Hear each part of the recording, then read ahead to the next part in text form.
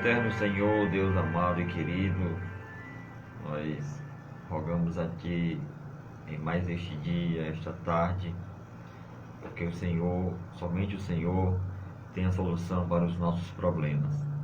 Colocamos diante de Ti todos aqueles que estão necessitados, Senhor, de uma intervenção, de um milagre, de uma cura. Deus, porque Tu és o Deus que pode todas as coisas. Tu és o mesmo ontem, hoje e eternamente. Crendo, Senhor, que Tu és soberano, poderoso, para fazer por nós aquilo que não podemos, é que elevamos a nossa voz a Ti em oração, Senhor. Entra com providência na vida dos Teus filhos, aqueles que se encontram enfermos, aqueles que se encontram, Senhor, desiludidos, angustiados, quem sabe, Senhor, enclausurados nos seus problemas. Deus, Tu és o Deus de resposta. Fala conosco, Senhor, nessa tarde pela Tua palavra, em nome de Jesus. Amém.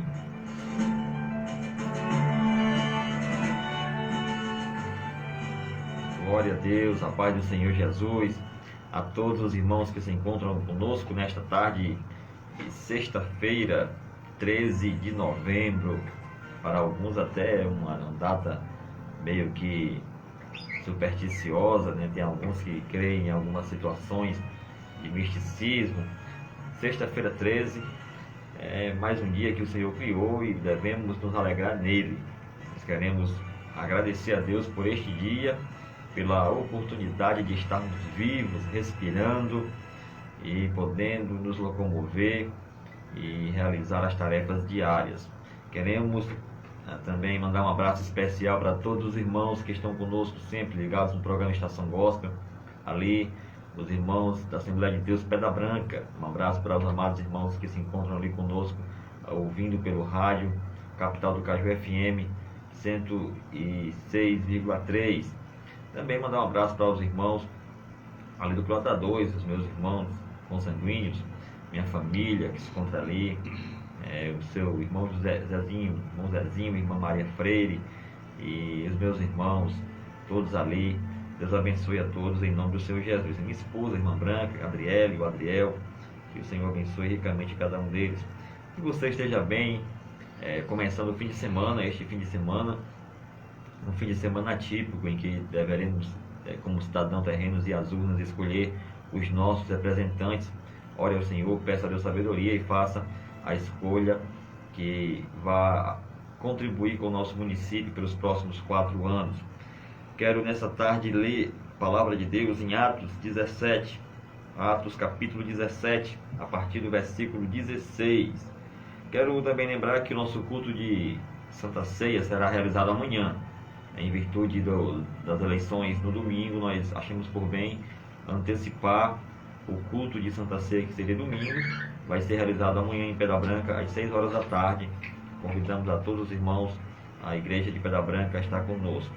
Atos 17 e 16 diz assim: enquanto Paulo os esperava em Atenas, o seu espírito se comovia em si mesmo, vendo a cidade tão entregue à idolatria, de sorte que disputava na sinagoga com judeus e religiosos todos os dias na praça com os que se apresentavam.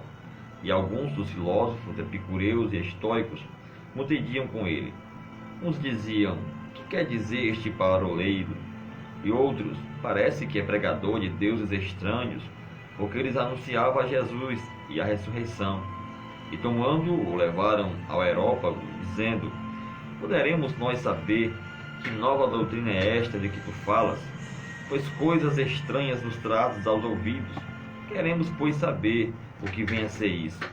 Pois todos os atenienses e estrangeiros, residentes de nenhuma outra coisa, se ocupavam, senão de dizer e ouvir alguma novidade.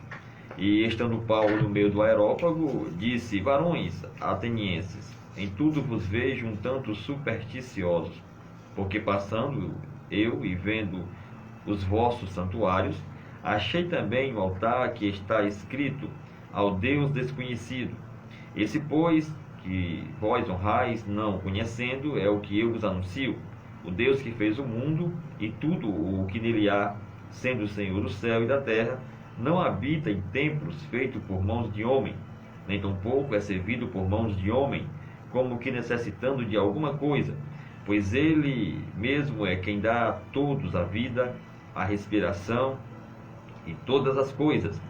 E de um só fez toda a geração dos homens para habitar sobre toda a face da terra, determinando os tempos já dante ordenados e os limites da sua habitação, para que buscassem ao Senhor, se porventura tateando os pudessem achar, ainda que não está longe de cada um de nós, porque nele vivemos e nos movemos e existimos, como também alguns dos vossos poetas disseram, pois somos também sua geração.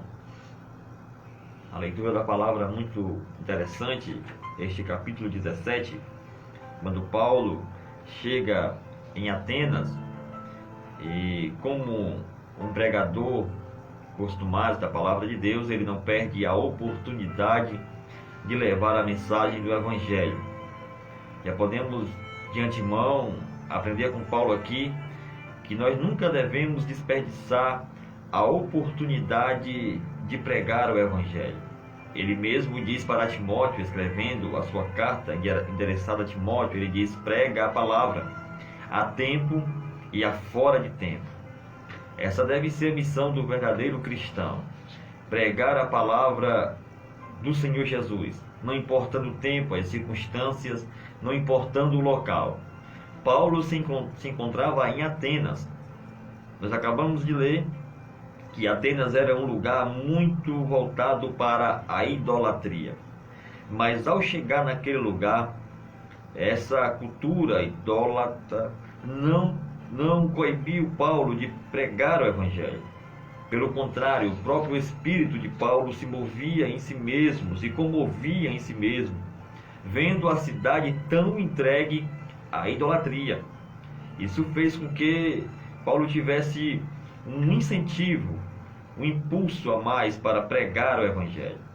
Observe que ele vai pregar o Evangelho naquele lugar cheio de idolatria, mas ele procura logo de primeira mão levar a palavra na sinagoga. Ora, a sinagoga é onde se encontravam os judeus. Naquela época era uma cultura onde havia uma parte dos judeus, eles tinham um local que eles se reuniam para ali meditarem na lei de Moisés. Então Paulo procura em Atenas uma sinagoga e ali ele prega o Evangelho para os judeus e também para os religiosos. Paulo estava todos os dias na praça e se apresentava diante deles e pregava tanto nas sinagogas como nas praças. Ele pregava a mensagem de que Cristo é o Senhor e Criador de todas as coisas, de que Ele veio com o objetivo de nos resgatar do pecado, que Ele morreu e ressuscitou dos mortos para nos dar a vida e vida com abundância. Mas Paulo não somente pregava para os judeus, e Paulo não somente pregava para os religiosos, Paulo pregava também para os filósofos. Diz o texto também, na leitura que fizemos, que no versículo 18, Paulo encontrou alguns dos filósofos, e ele encontrou esses homens que eram tidos por sábios, e esses homens eram divididos, esses filósofos eram divididos em duas classes, os epicureus e os estoicos. O que cada um deles defendiam? Os epicureus defendiam a tese de que o homem devia buscar sempre ter sentido na vida pelo prazer. O prazer das coisas terrenas, materiais, o prazer sensual, era o que dava sentido à vida. Essa era a ideologia dos epicureus, ou a filosofia dos epicureus. Mas também havia uma outra classe de filósofos que eram os estoicos. Esse outro grupo de filósofos defendia a tese, a ideologia, a filosofia de que o ser humano devia buscar o equilíbrio, buscar uma vida equilibrada através de uma vida de renúncia. Ele deveria entender que o sofrimento, as dores que ocorrem a cada um dos seres humanos é para aprimorar, amadurecer o seu comportamento, é para ensinar e trazer lições para a sua vida cotidiana. Então, observe que Paulo ele estava pregando o Evangelho neste lugar, em Atenas, a grupo de pessoas que tinham uma sabedoria enorme. Ele pregou para religiosos, para judeus, para filósofos, epicureus e estoicos. Nós poderíamos até dar um título a essa mensagem, e essa mensagem poderia ter o título da seguinte maneira: quando eu lia, veio esse título na minha mente, a sabedoria a ignorância dos sábios e a sabedoria dos ignorados. A ignorância dos sábios, porque todos esses grupos de pessoas eram pessoas sábias, mas quando Paulo trouxe a sabedoria do alto para eles, eles tornaram-se ignorantes acerca da maior sabedoria de Deus, que é Cristo Jesus manifestado entre nós. Então, aqui nós poderíamos colocar esse título: a ignorância dos sábios e a sabedoria dos ignorados. Porque quem eram aqui os ignorados? Os ignorados aqui era Paulo, Silas, os demais que pregavam o Evangelho. Mas apesar de serem ignorados pelos sábios, eles tinham a sabedoria de Deus em suas vidas. Então Paulo teve um grande desafio de pregar para estes homens. Você observou que não é diferente nos dias atuais? Observe que se há uma coisa, ou se há algo que a igreja do Senhor Jesus, ou nós como cristãos, temos deixado de fazer, ou temos nos omitido, é de pregar o Evangelho. E nós nos omitimos, ou nós nos furtamos de pregar o Evangelho, usando os seguintes argumentos: não podemos pregar ou não vamos pregar, afinal de contas, todos têm acesso às informações, todos já conhecem a Cristo, todos já sabem que Jesus é o Salvador. Nós às vezes usamos essas desculpas para não fazer o que é nossa obrigação, nosso dever. Jesus disse certa vez para os seus discípulos: ide, pregai o Evangelho a toda criatura. Ele não disse que pregasse a uma determinada classe de pessoas, pobres, ricas, ou brancas, ou negras, ou sábios, ou ignorantes. Ele disse: pregai a todas as criaturas. Porque, na verdade, independente da classe social, independente da intelectualidade, todos os seres humanos necessitam conhecer a Cristo como seu único e suficiente Salvador. Era exatamente isto que Paulo estava nos ensinando quando ele não se deixou levar pela circunstância de estar em um lugar, Atenas, tão idólatra, um lugar tão difícil, porque além da idolatria, reinava ali a classe de judeus, religiosos e também de filósofos, com essas ideologias que iam contrária à palavra de Deus. E eram homens que tinham um alto conhecimento humano. Eram filósofos, eram sacerdotes judeus, eram homens que tinham e detinham um conhecimento secular enorme. E Paulo agora se encontra diante deles. Mas Paulo não se intimida. E Paulo fala e anuncia a Jesus e a ressurreição. Paulo foi indagado com aqueles homens, ou por aqueles homens, dizendo: quem é este homem? Quem é este falador ou este pregador? Parece que ele prega deuses estranhos. Mas Paulo, ele anuncia a mensagem simples do Evangelho.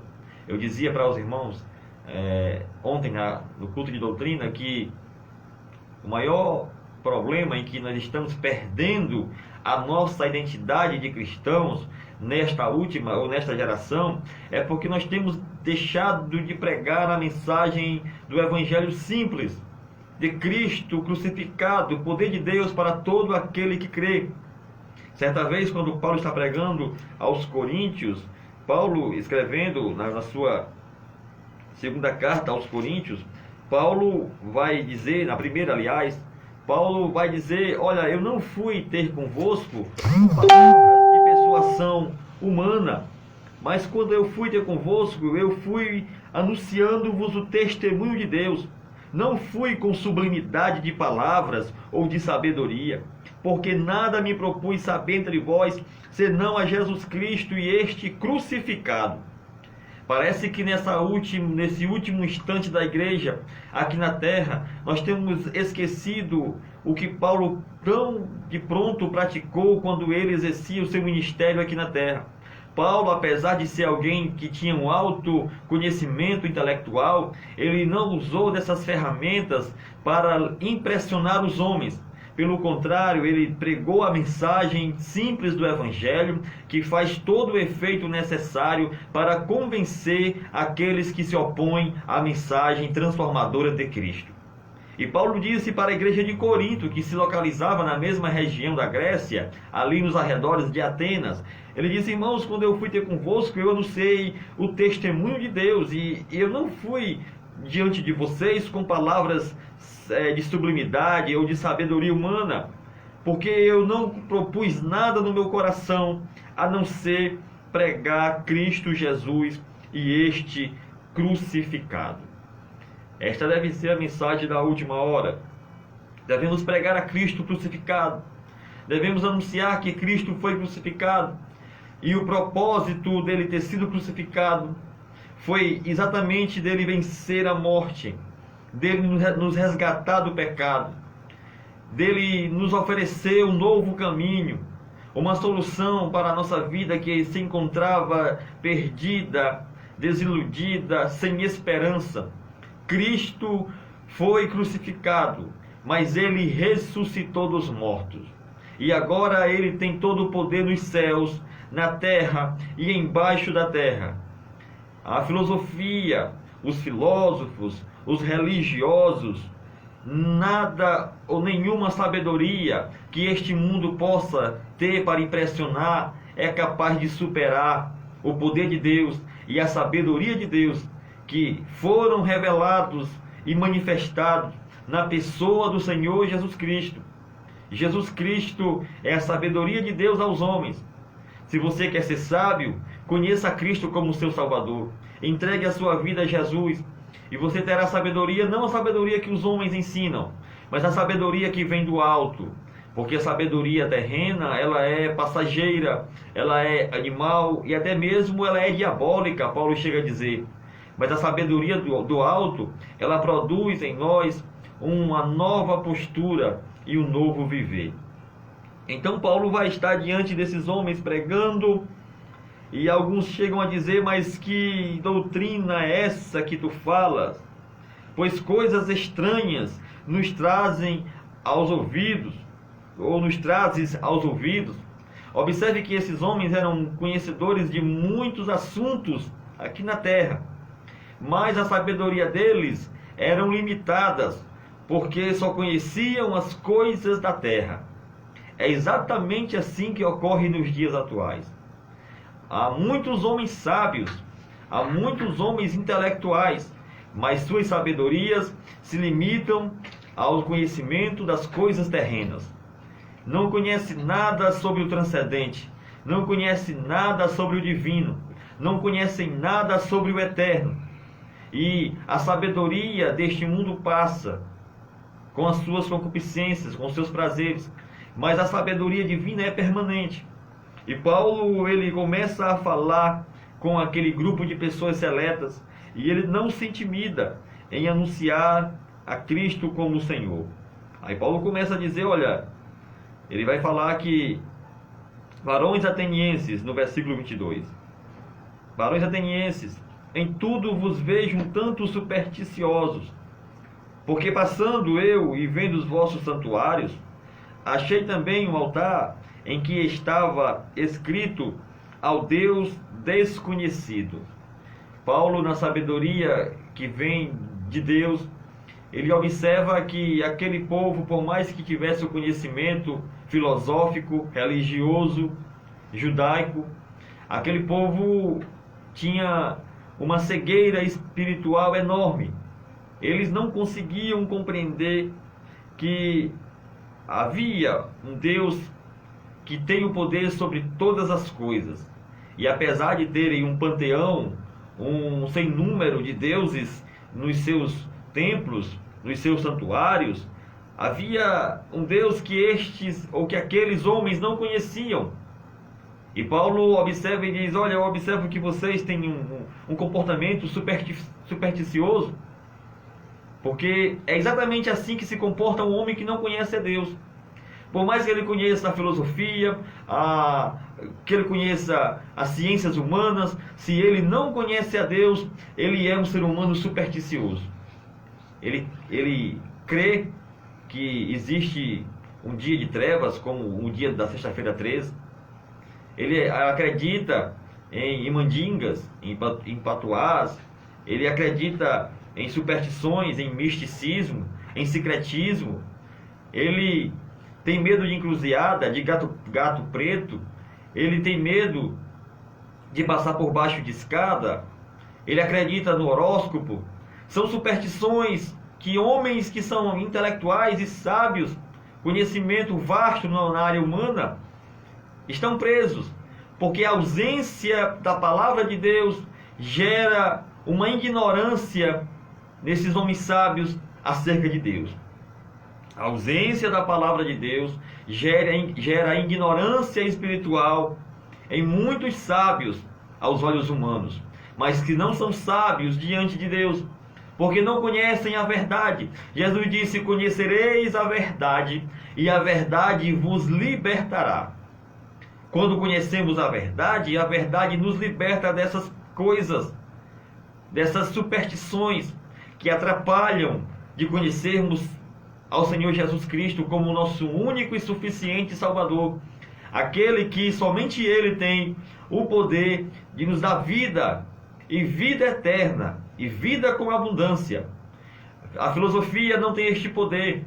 Platão, Sócrates, todos esses filósofos gregos, Heráclito e outros mais, Sêneca e tantos outros, todos esses homens sábios que são estudados nas universidades, nas faculdades, eles não têm o poder de nos dar vida eterna, porque eles têm um autoconhecimento, produziram muito literatura, pensamentos que são até interessantes na ótica humana, na ótica terrena, mas elas não produzem em nós a sensação de vida eterna, porque eles são sábios, mas são ignorantes acerca da verdadeira sabedoria, a sabedoria que vem do alto, a sabedoria que tem o poder de transformar a nossa mente, a sabedoria que é capaz de mudar o rumo da nossa história, a sabedoria que nos garante vida não somente aqui,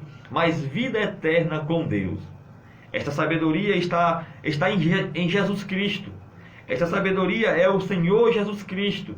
Ele é o maior sábio que a terra já possuiu. Ele é aquele que ensinou com simplicidade, usando exemplos do nosso cotidiano, e que nenhum outro homem falou como ele, e que nenhum outro homem ensinou como ele.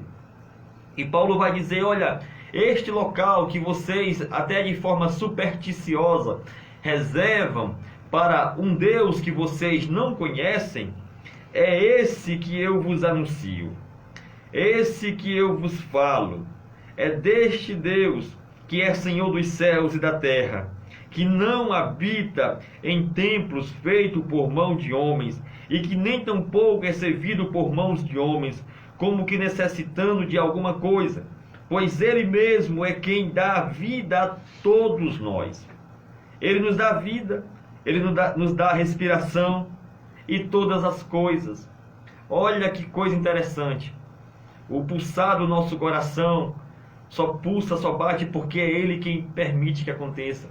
Só acordamos pela manhã, nos levantamos da nossa cama, da nossa rede, porque é o Senhor quem nos levanta, quem nos dá força para encarar mais um dia de luta, de trabalho, de contrariedades e dificuldades. É o Senhor quem nos dá a saúde, é o Senhor quem nos dá a vida, é Ele quem nos dá a respiração nesses dias de coronavírus, em que um vírus maligno ataca os pulmões e tira o ar das pessoas.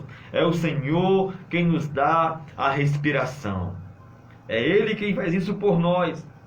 É Ele que nos dá todas as coisas que nós necessitamos. Interessante que o versículo 26 vai dizer: e de um só ele fez toda a geração. Ou seja, todos nós, seres humanos, fomos gerados de um só. Quando Deus criou o homem, no princípio ele disse: façamos o homem. E ali estava a tipificação da Trindade. Façamos, o Pai, Filho e Espírito Santo, façamos o homem a nossa imagem e semelhança. Então, toda a geração veio de um só. Veio de quem? A geração descende de Arão, aliás, de Adão. Adão. Todos nós somos descendentes de Adão. Então ele fez toda a geração de um só. Todos os homens, independente de classe, independente de raça, independente de cor, independente de religião, independente de status social, todos os homens descendentes são de apenas um só, de Adão. E foi ele que fez. Foi o Senhor, o Deus que para aqueles sábios era desconhecido, mas nós que conhecemos a palavra de Deus, ele é conhecido. Ele é o Senhor Jesus, ele é o Rei dos Reis, ele é o Senhor dos Senhores. E diz o texto que ele fez toda a geração de homens para habitar sobre a face da terra, determinando os tempos já dantes ordenados e os limites da sua habitação. Ou seja, ele está no controle de todas as coisas. Por mais que aparentemente, olhando circunstancialmente, nós achamos muitas das vezes e temos a sensação de que Deus não tem o controle da história humana, não está no domínio dos acontecimentos. Ledo engano. Deus está no controle de toda a história humana. Deus é aquele que é soberano e nada acontece sem a sua permissão. Todas as coisas que acontecem sob a permissão de Deus.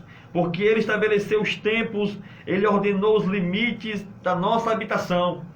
Nós só iremos até onde ele permite que nós possamos ir. Então ele vai dizer que nós precisamos buscar ao Senhor, mesmo que tateando, mesmo que com dificuldade, mesmo que muitas das vezes não compreendendo, tendo o conhecimento humano aguçado e tendo a dificuldade de compreender o que é sagrado, o que é divino. Não é assim que nós nos comportamos?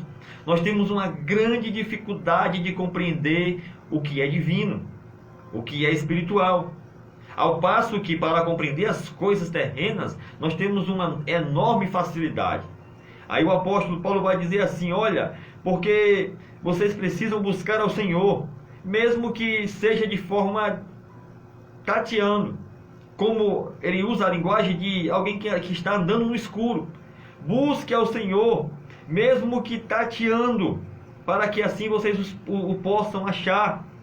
Mesmo que este Deus que vocês não conhecem não esteja longe de vós, porque o próprio Jesus disse: eu vou para o Pai, mas estarei convosco todos os dias até a consumação dos séculos. E o Senhor Jesus se encontra entre nós. A graça de Deus se há manifestado, trazendo salvação a todos os homens, todos aqueles que creem que Cristo Jesus é o Filho de Deus. E para terminar, no versículo 28, Paulo chega a uma constatação. E usando um pensamento filosófico da época, ele vai dizer o seguinte: porque este Deus que vocês não conhecem, e que eu conheço, e que tem todo o poder nos céus, na terra e embaixo da terra, é este Deus que nele vivemos, e que nos movemos, e que existimos. Olha, é em Cristo que nós vivemos, é em Cristo que nos movemos, e é nele que nós existimos. Fora dele não há vida, fora dele não há mover, e longe dele nós não podemos existir. Só existiremos, só teremos vida, só nos movimentaremos, só há sentido para a vida, e só viveremos em abundância se estivermos em Cristo, ou se tivermos Cristo como nosso Senhor e como nosso Salvador. Porque Ele é a resposta para a ignorância do homem. Ele é a sabedoria que os sábios não compreenderam. Mas Jesus Cristo disse certa vez: graça te dou, ó Pai, porque ocultaste essas coisas aos sábios e entendidos, e as revelaste aos simples e aos pequeninos. Jesus está se manifestando nesses últimos dias com salvação a todos aqueles que têm um coração simples e um coração aberto para receber a sua palavra. A sua palavra é loucura para os que perecem, mas é salvação e vida para os que creem. Nessa tarde, meu amado ouvinte da palavra de Deus, eu não conheço você, não sei a sua classe social, não sei o seu status social, não sei o seu intelecto, a sua intelectualidade, a sua sabedoria, mas de uma coisa eu sei: independente de quem você seja, quem você é, você precisa conhecer a Cristo como o seu Senhor e como o seu Salvador. Você precisa conhecer a sabedoria do alto, que tem o poder para transformar a sua mente, mudar o seu comportamento e te direcionar à salvação reservada para aqueles que creem em Jesus como Salvador. Receba esta palavra nesta tarde, em nome de Jesus.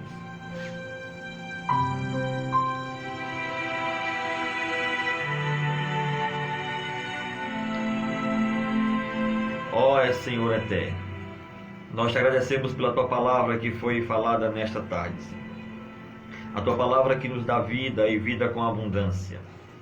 Senhor, como diz o apóstolo Paulo falando aos atenienses, porque somente em ti nós podemos ter vida, Senhor. Somente em ti podemos nos mover, ter liberdade de conhecer a verdade e permanecer nela. Deus, somente em ti nós podemos, ó Pai, existir, ter uma vida com sentido, com objetivos. Então, Senhor, nessa tarde a tua palavra foi falada. Que aqueles que ouviram a tua palavra, Senhor, deixem o Espírito Santo trabalhar em suas vidas, convencer-os de suas atitudes erradas, e assim, Senhor, gerar no coração arrependimento e mudança de vida, Senhor. Deus, entra com salvação na vida dos seus filhos, daqueles que precisam, daqueles que necessitam, daqueles que reconhecem nessa tarde que a sabedoria humana ela é apenas limitada à terra, aos conhecimentos seculares.